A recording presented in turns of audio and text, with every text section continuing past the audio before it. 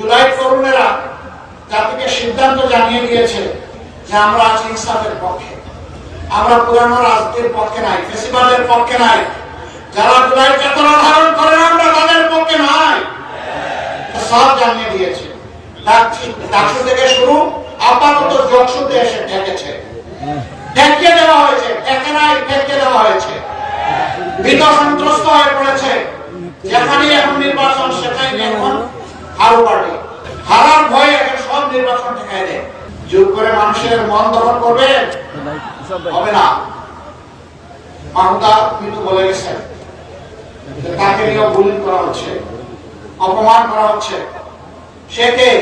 ওই তাদের কারণেই তো আজকে অনেকে জেল থেকে বের হয়েছে, তাদের কারণে অনেকে বিদেশে চিকিৎসার সুযোগ পেয়েছেন, তাদের কারণে অনেকে দেশে আসার সুযোগ পেয়েছেন। আজকে সেই উপকারীকে আপনি উপহাস করে এটা তাদের জন্য উপকার করবে ইনশাআল্লাহ। আমরা এই মৃত্যুদেরকে কথা দিচ্ছি ইনশাআল্লাহ 13 তারিখ থেকে নতুন একটি বাংলাদেশ জনগণ পাবে। সেদিন আমাদের মায়েদেরকে আমাদের মাথার উপরে তুলে মর্যাদা দেব ইনশাআল্লাহ। তাদেরকে ঘরে চলাচলে কর্মস্থলে সব জায়গায় তাদের পূর্ণ নিরাপত্তা নিশ্চিত করা হবে। শিক্ষায় আমরা বলেছি মাস্টার্স পর্যন্ত তাদের সমস্ত শিক্ষা খরচ বহন করবে সরকার। বলবেন মায়েদেরকে বললেন এটা বৈষম্য না, তারা তো স্লোগান দিয়েছে বৈষম্যের বিরুদ্ধে, আমাদের কিছু বললেন না। না বললাম না এই কারণে এটা বৈষম্য নয়, এটা তাদের পাওনা, এটা তাদেরকে দিতে হবে। বুঝলাম না কিভাবে পাওনা হয়।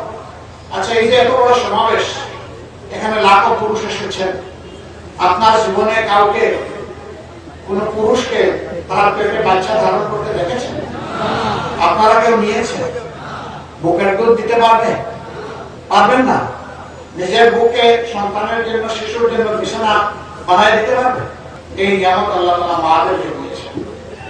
এই মাদেরকে যে জাতি সম্মান করবে আল্লাহ তাআলা সেই জাতিকে সম্মানিত করবেন ইনশাআল্লাহ। আর এই মাদেরকে যারা সম্মান করতে চাইবে না তারা আল্লাহর কাছ থেকে কোনো সম্মান পাবে না। জুলাই যুদ্ধের রাস্তায় নেমে বলে নাই আমাদেরকে বেকার ভাতা দেয়, তারা বলেছে আমাদেরকে কাজ দেয়। আমার পাওনা কাজটা আমার হাতে তুলে দেয়।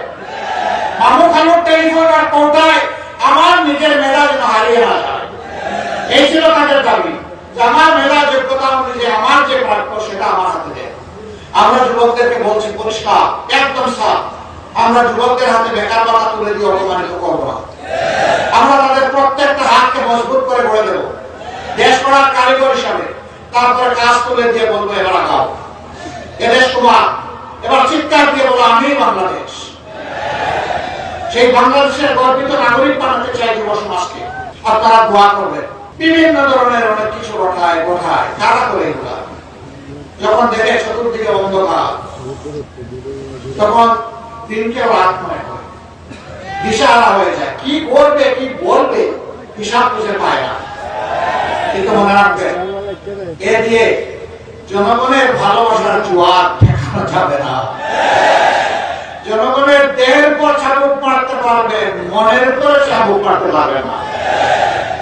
কয়েকদিন ধরে বাংলাদেশে অনেকগুলা ঘটনা ঘটেছে মা বোনদেরকে অপমান করার, তার প্রতিবাদ আমি করি, এখন আমার পিছনে লেগেছে ডাকাতের মতো, চুরের মতো লেগেছে।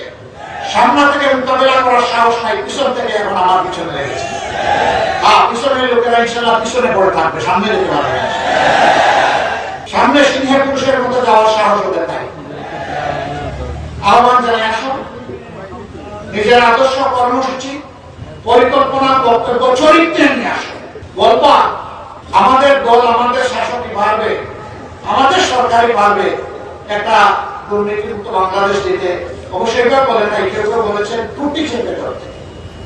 বগলের তলে রেখে না, আর আপনি দিবেন বাংলাদেশ দুর্নীতিমুক্ত করে। পেছায়ও আসবে এই কথা।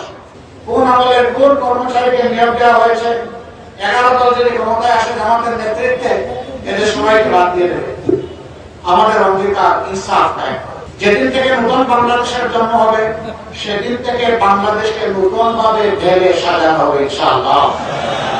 এই বাংলাদেশ উন্নত হবে, rather it will go forward ইনশাআল্লাহ।